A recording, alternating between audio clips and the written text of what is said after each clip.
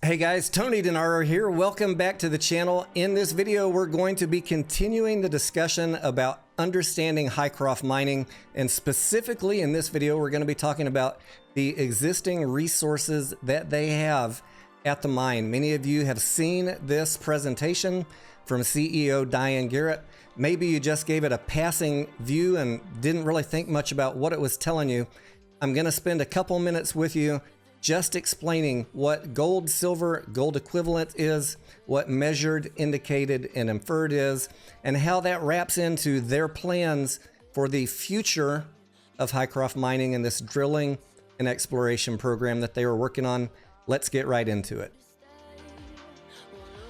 As always, this video content is not a buy, sell, or hold recommendation. This is an educational video, maybe for some of you that are holding Hycroft or investing in other gold mining stocks that always wondered, what does this stuff mean exactly?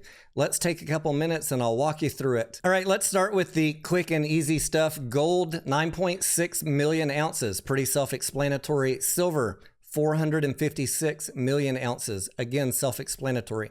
So what is gold equivalent? To calculate the gold equivalent, you simply take your ounces of gold and you take the ounces of silver, but you convert those via the price of silver and gold.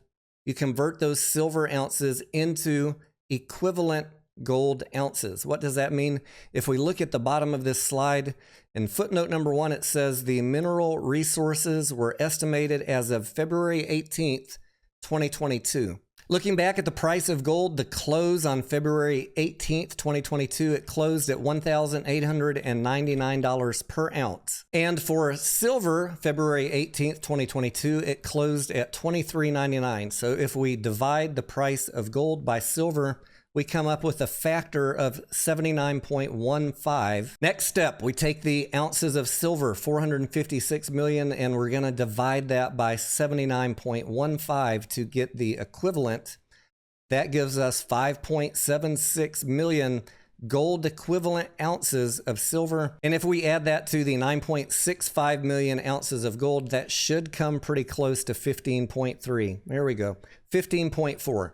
So that is just a standard that mining companies use, gold equivalent, to let you know whatever metals they have, gold, silver, copper, they usually convert it for investors or outside analysts to a gold equivalent just to have a standard to report their precious metal deposits. Next, let's talk about the term mineral reserve and these three words that we see here on the presentation: measured, indicated, and inferred. And those three last words specifically refer to a confidence level that a mining company has that the precious metal, in this case gold and silver, that they are looking for exists. And they get that confidence level through doing a lot of drilling and exploration and sending those samples off to a qualified person to evaluate them. The qualified party or the lab will review the core samples and create a report indicating the level of confidence that the metal that they're looking for actually exists under the ground based on examination of that core sample. And then they can give, okay, based on what we see here, we can say this much is measured.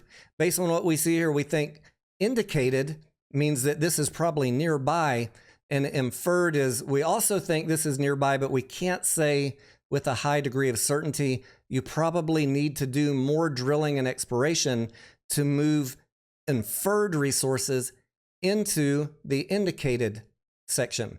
And when we look at measured and indicated combined, that creates what a mining company calls their mineral reserve, or they're more or less their confirmed resources. I'll put a link to this document in the video description if you want to read up more on these topics, but suffice to say that measured and indicated are important to a mine so that they can develop a mining plan, knowing where and when to drill exactly over a period of years, because this all has to be planned out. You don't just go start bulldozing or loading dynamite into the ground. They have a plan for exactly how and when they're going to mine that. But measured and indicated is also important to design the investment that you're going to make in that mine as a mining company. Like, what is your process going to be? What equipment do you need? How much can you afford to spend?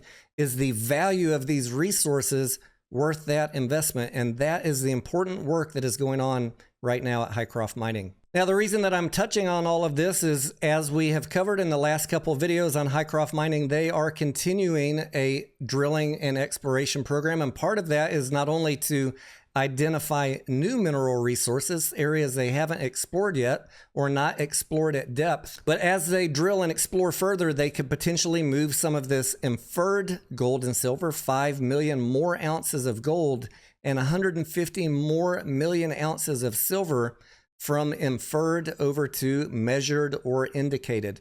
And that has a material impact on what the potential future value of Hycroft Mine could be worth. Typically, professional investors are not going to look at inferred when they're evaluating the economic viability or the value of a company like Hycroft, because these are not yet proven resources. It's on the company, and all companies do this, all mining companies do this. They continue to step out their drilling program to move resources from inferred into measured or indicated. So why are people excited about Hycroft Mining, and what are the risks? As you know, if you've watched the previous videos, we discussed that Hycroft Mine has a mix of oxide and sulfide ore that contains the gold and silver, and these need to be treated separately to extract the maximum amount of gold and silver. And that the process, the milling operation to take care of that sulfide ore is not currently in place. And it's going to be expensive. We'll talk about it in an upcoming video. But if we take the 15.3 measured and indicated ounces of gold equivalent that Hycroft has identified and multiply that times the current price of gold, $17.07 per ounce, $26 billion of metal sitting down there. And that's not counting the inferred, another 6.9 million ounces times 1707 gives us another 11 billion, $37 billion worth of metal waiting to be taken out of the ground. Yes, further drilling is needed to move inferred over to measured or indicated. That's going to take some time. Yes, a new milling, grinding, and autoclave operation is going to need to be spec'd out and built, and that also is going to take some time. And so over the next year or so, Hycroft is going to be continuing the drilling and exploration program and doing the economic analysis to justify the investment to build that new milling operation. And as they develop that plan, we will be hearing about it sometime in 2023. Once we hear about the plan, then they need to implement the plan. They need to build the facility. This is why I consider Hycroft a long-term investment. It is a speculative investment because not all of the drilling and exploration is done and the milling plant is not in place. At any rate, I hope you found this information useful. The explanation of gold equivalent, what are mineral reserves, what is the difference between measured, indicated, and inferred, and why is it important to do a drilling and exploration program to move inferred over into the mineral reserve category. I want to thank you for watching. If you got value out of this presentation, be sure and hit that like button. If this is your first time here, don't forget to buy and hold that subscribe button, and I will see you on the next video.